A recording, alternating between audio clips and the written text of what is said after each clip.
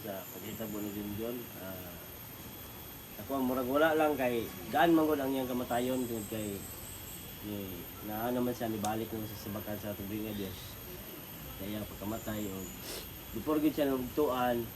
na unsa ginamo siya ba na ampo niya kaya naampuan gid namo siya bisan ang di gid siya katubag kay siyempre unsa magtubag ang tubuhan man siya. Igo na lang matulo iyang luha. Sa kuwang nabati bugat sa tuwa nga nabilin pero gaan nga sitwasyon tungod kay wala siya pantusa sa Ginoo. Ang ato lang kaning parte nato nga kining igsuon o pamilya niya ato po adi po nato pasagdan niyang pamilya kay siyempre wala naman siya kita na mo yung mga sandigan sa mga bata o gumayit ato lang yung suportahan sila mga kung ikasulti sa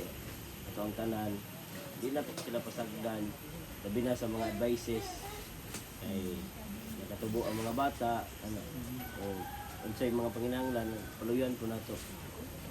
saluhatan po nako sa side ni Mayet nga na full support po sila sa kayong Mayet o sa mga bata mo lang yun nga to ako kung kasulti nga pinabangay kita nga ato yung kabangan og kaning agak sila padayon jud yet yung mga bata dalo gini mo simbahan kay mo lang ato ang usa murag assurance ba di sa kalibutan dili man gid ta mo ingon nga bulungtad mo labay ra man gid ta diri pero ang assurance nato nga dapat jud andun na gitay personal nga relasyon sa Ginoo kay unsa may mga tips mga nakitabo ay bali unsa gid murag insured na tong kinabuhi dito sa Ginoo mao gid na ang kasulti.